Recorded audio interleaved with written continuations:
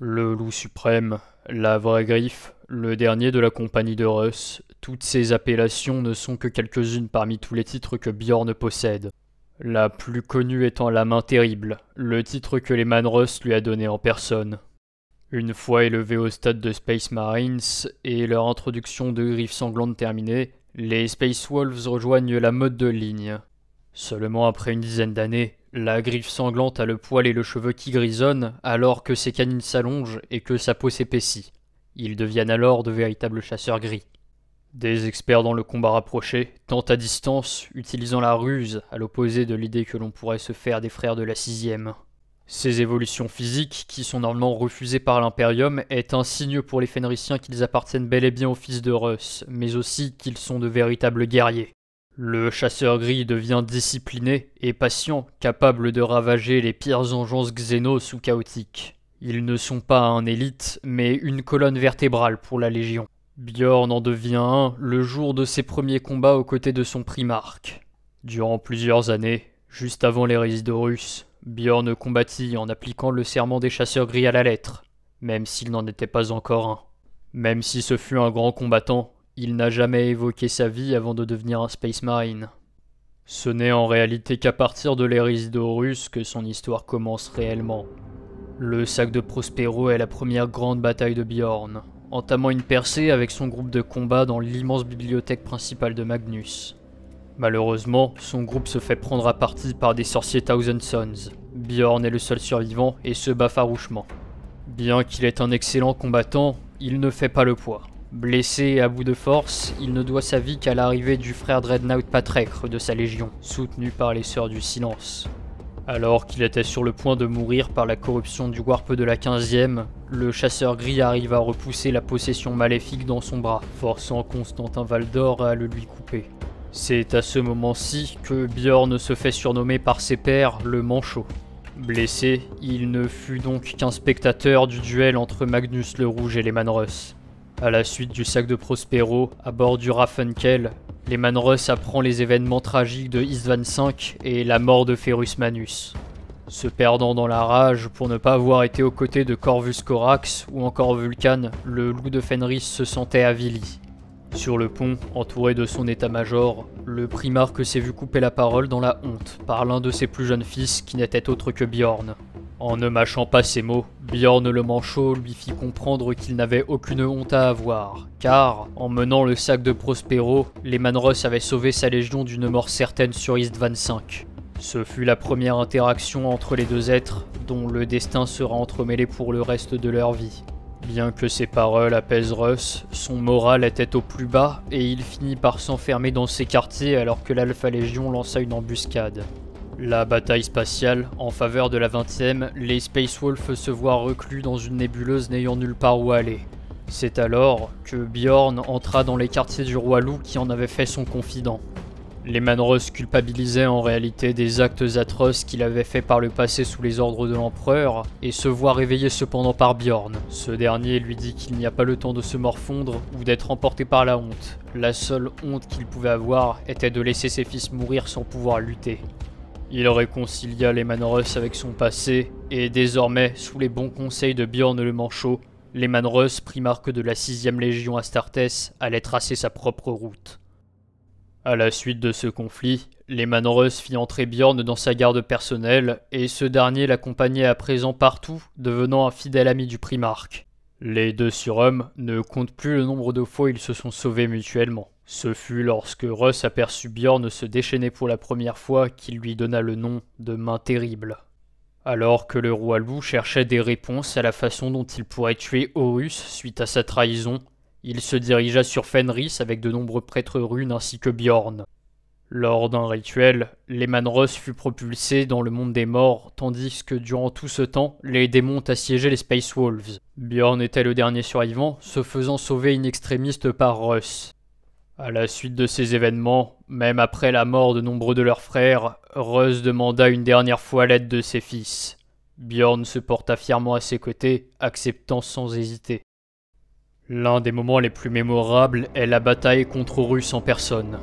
Après avoir localisé un site du Mechanicum, Lehman Russ fit larguer sur le Vengeful Spirit, le vaisseau personnel de Horus, la totalité de sa légion. Aux côtés de son primarque, Bjorn Main Terrible avançait dans le vaisseau renégat. Après avoir repeint les murs du sang des Sons of Horus, Bjorn ne put qu'observer le duel entre Lehman Russ et Horus Lupercal. Durant ce duel, Russ fut gravement blessé et ne dut sa survie uniquement qu'à sa garde-loup dont Bjorn faisait partie. Sa troupe personnelle le porta dans tout le vaisseau pour l'évacuer d'urgence. Le roi loup, tombé dans le coma, se faisait traîner alors par le dernier survivant de sa garde, Bjorn, qui le traînait par le col d'une main et découpait les Sons of Horus de l'autre. Après s'être lui aussi fait gravement blessé, il finit par trouver le lieu d'évacuation et sauver son primarque, le faisant sortir du vaisseau de son félon de frère. Suite à l'abordage du Vengeful Spirit, la Légion fut grandement réduite. Leur primarque dans le coma, ce fut alors Bjorn, le plus proche de Russ, qui dirigea la Légion. Encore troublé, venant de sortir de son coma pour aller rencontrer son frère Corvus Corax, Lehman Russ décida de donner la lance de l'empereur à Bjorn. Cette arme durement gagnée est selon les prophètes celle qui pourra tuer Horus. En l'an 997 qui suit l'hérésie de Horus, lors du festin dans le Croc, la forteresse des loups de Fenris, Lehman Russ annonça son départ dans l'œil de la terreur. Seulement, il n'y va pas réellement seul, mais accompagné de sa troupe personnelle. Quand Bjorn raconte cette histoire aux initiés, il n'a jamais oublié de citer le silence absolu dans le grand hall dont les flammes crépitaient en fond était le seul bruit. La honte ensevelit sa voix quand il raconte cette histoire et qu'il dit que son père l'a laissé derrière lui pour veiller sur le chapitre. Bjorn est le plus proche du roi loup et il est donc normal qu'il soit le successeur en son absence. C'est pourquoi avant de partir, il est le premier à être nommé Seigneur Loup. Lehman Russ reviendra lui pour la bataille finale. Il reviendra pour l'heure du loup. En l'an 934 du 31e millénaire, Bjorn mena un raid face à une forteresse. Nous ne connaissons pas les détails, mais il est dit que Bjorn a subi d'importantes blessures après s'être fait mordre par une créature lors de l'assaut des grands halls de cette dernière. Suite à cet incident, Bjorn se fit mettre dans un sarcophage Dreadnought. Sur ce nouveau corps de plastacier est installée une griffe au bras gauche et son propriétaire est lui toujours aussi habile avec. Lorsqu'il est déployé au combat, il est une source de morale comparable à un primarque. Son vécu se sent et ses stratégies sont toujours aussi efficaces, même dans son sarcophage. La forteresse de Fenris n'était alors défendue que par une seule compagnie Space Wolves et se faisait assiéger par leur ennemi juré, les Thousand Sons menés par le primarque Magnus le Rouge.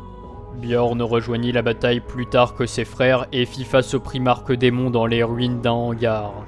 Jamais, au grand jamais, Magnus n'arrivera à oublier ce jour où il s'est fait empaler par la griffe de Bjorn Main Terrible avant de se faire perforer d'une rafale de son canon droit. Magnus, pour essayer de déstabiliser Bjorn, essaya de sonder son âme, mais cela ne lui rappela que de durs souvenirs du sac de Prospero. Alors qu'il allait chuter dans le vide, le primarque, blessé, allait porter un coup fatal, mais il se fit interrompre par le grand loup, Arek Homme de Fer. Bjorn, désormais blessé et désarmé, se fait tirer hors du combat par ses frères, considérant avoir gagné son duel. Bjorn Main Terrible hurla à travers son sarcophage au roi pourpre que la prochaine fois qu'il se recroiserait, il aurait sa tête. Plus tard, à la suite de la première guerre d'Armageddon, Bjorn fut réveillé lorsqu'il apprit que l'Inquisition souhaitait assiéger Fenris. Aussi ridicule ou étrange que cela puisse paraître, avant ce jour, Bjorn n'avait jamais utilisé un téléporteur. Il avait toujours été réticent à l'idée d'utiliser cette technologie. L'avis de l'Inquisition n'est pas en leur faveur après que le frère Logan ait tué le grand inquisiteur Gesmei Kisnaros, qui plus est sur son propre vaisseau. La négociation fut abrégée par Bjorn qui dit à l'Inquisition de ne jamais revenir dans l'orbite de Fenris sous peine de conséquences. En revanche, il demanda à ce qu'un chevalier gris soit présent dans la forteresse du Croc afin de stabiliser la situation. Contrairement aux autres Dreadnought, Bjorn n'est pas réveillé que pour combattre, mais aussi pour discuter avec les prêtres des runes, afin de déceler quoi que ce soit sur le départ inattendu du primarque Lehman Russ ou sur l'histoire du chapitre. Bjorn est l'un de ce monde à être l'une des rares reliques vivantes. Son corps est lui-même l'histoire de tout le chapitre des Space Wolves. Dans la nuit du dernier jour de l'année, Bjorn est réveillé pour faire la grande fête avec ses frères. Ainsi, il est en bout de table à raconter chaque année son histoire et celle de leur chapitre. Tous les regards sont posés sur le seul qui a vécu aux côtés du primarque. Sa voix, étouffée dans son cercueil, résonne dans le grand hall comme un retour dans le passé, alors que les cris des jeunes cessent pour laisser place au silence universitaire. Tous écoutent avec attention leur histoire. Il est le pont entre le trouble de l'ancien Imperium et le 42e millénaire. Beaucoup de prêtres loups, et Bjorn compris, pensent que son destin est lié à celui de son primarque. Ils pensent que Bjorn ne trouvera pas le repos tant que les Manros ne sera pas revenu. Bjorn Main Terrible est le dernier de la compagnie de Russ. Révéré à maintes reprises par ses frères, le Seigneur Loup est à lui tout seul ce que plusieurs centaines de livres sont censés résumer. Avant la venue de Roboute Guilliman, il était le seul à pouvoir conter l'histoire authentique de l'Imperium. Alors que l'heure du loup approche, Bjorn Main Terrible continue de mener la meute avant d'enfin trouver le repos.